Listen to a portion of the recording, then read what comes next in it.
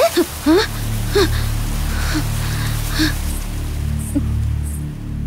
ఏమైంది టీచర్? ఏం కాలేదు. నేను అంతఃపురానికి బయలుదేరాను, కానీ ఇక్కడికి ఎలా వచ్చాను? నిర్మలమ్మ డెత్కి మీరు ఎందుకు రాలేదా అని నేను ఆలోచిస్తున్నాను. అదే నాకు అయోమయంగా ఉంది, ఎందుకు రాలేదా అని. ఏమైంది టీచర్?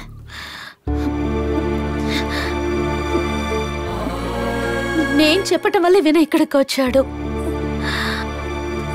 ఇక్కడికి రావటం వల్లే కదా తను చనిపోయింది. ఎందుకు మీరు అలా ఆలోచిస్తారు? నా మనసుకి సర్ది చెప్పుకోలేకపోతున్నాను, అందువల్లే. చక్రపాణి సాములు ఈ తావేదిన తనకి ఇచ్చి వెళ్ళారు. తను ఇది మర్చిపోయింది. ఈ పైన ఇది నీతోనే ఉండాలి.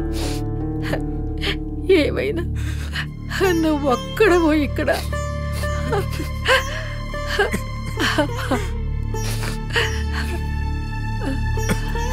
బామ్మ, బామ్మ మీరు ధైర్యంగా వెళ్ళండి, వీడికి తోడుగా మేమున్నాం కదా. సరే నాయనా.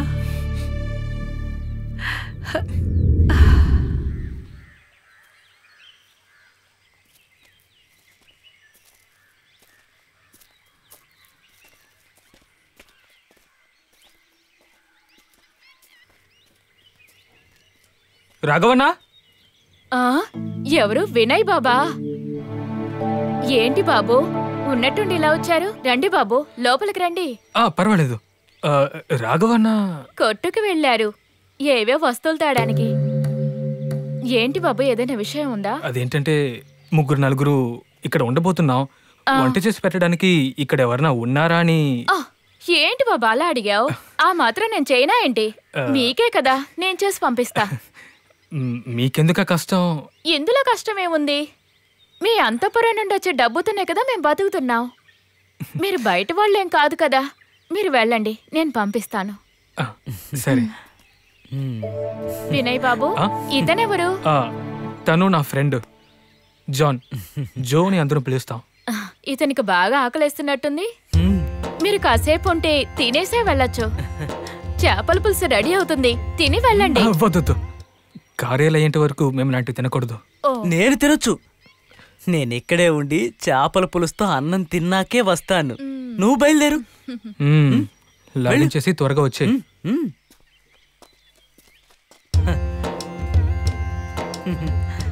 బాబు లోపలికొచ్చి కూర్చో.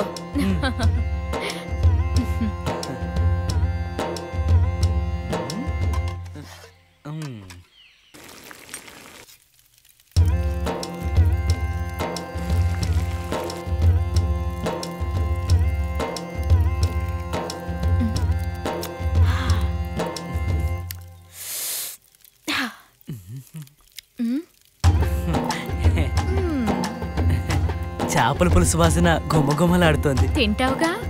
ఖచ్చితంగా, తినడానికే కదా నేను ఇక్కడ వెయిట్ చేస్తుంది. చేపల పులుసు కాదు, అదే అదే. ఓహో అదే, దానంతట అదే వస్తున్నప్పుడు ఎలా వద్దన్ను? అయితే రండి.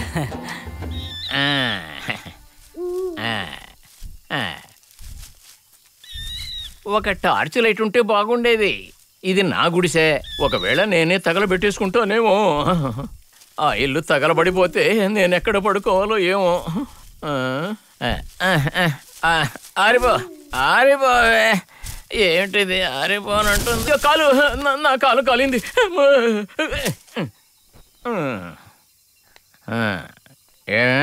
నువ్వు ఎవరి కోసం ఎదురు చూస్తున్నావు?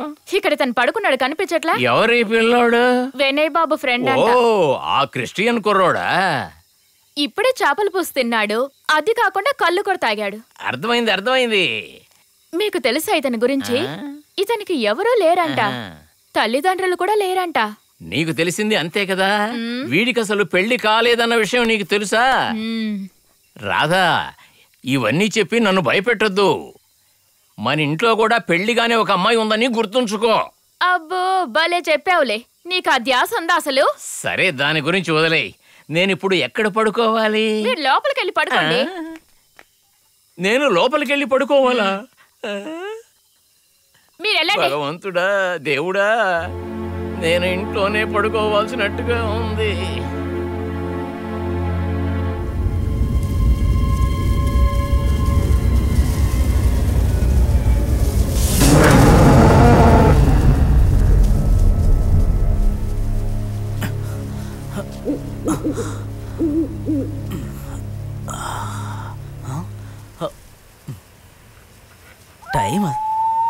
టైం అస్సలు తెలియలేదు.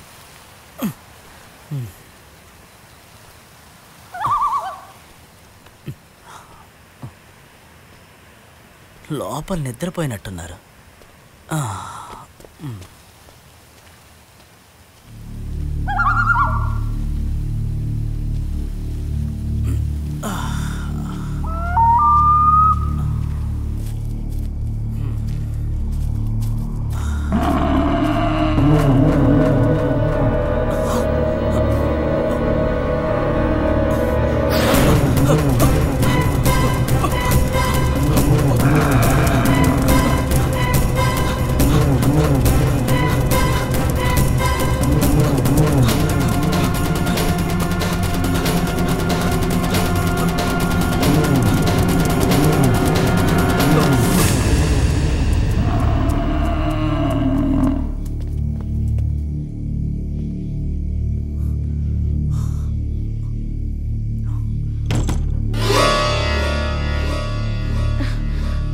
ఏమైంది? టీచర్ మీరిక్కడా? బానే అడిగావు. ఇదే మా ఇల్లు. టీచర్ కొంచెం మంచినీళ్ళు ఇవ్వరా? ఓ రారా.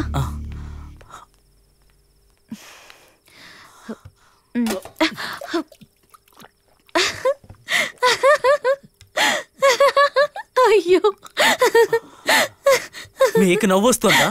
నేను ప్రాణాలు అరచేతిలో పెట్టుకొని వచ్చాను. అసలు ఆ పొగరుబో తాంబోతుకి నువ్వు తెగ నచ్చేసావనుకుంటా.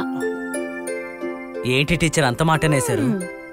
కాలేజీలో కూడా నేను ఇష్టపడే ఒక పొగరుబో తాంబోతుంది కదా. మీరు చెప్పేది మాస్టర్ గురించే కదా?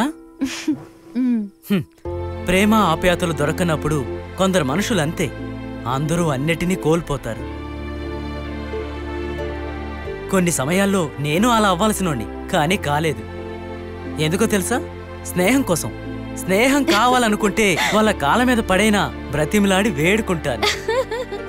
అవును టీచర్, మీకు నా మీద కోపం ఉందా? ఎందుకు?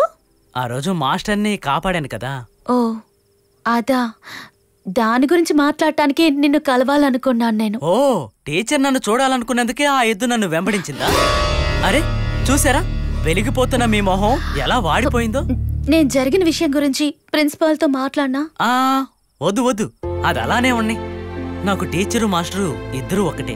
మీరిద్దరూ ఎప్పుడూ ఓడిపోకూడదు, కానీ మీకు మీరు పోటీ పడకూడదు. అవును టీచర్, మీరు ఇక్కడ ఒంటరిగా ఉంటున్నారా? లేదు, మా బాబాయ్తో. ఆయన నిద్రపోతున్నారు. ఇప్పుడు లేపొద్దులేండి, నేను వెళ్తున్నాను. ఇంకా 8 రోజులు అంతఃపురంలోనే ఉంటాను. ఆ నల్ల ఎద్దు నన్ను వెంబడించకపోయినా మీకోసం వస్తాను.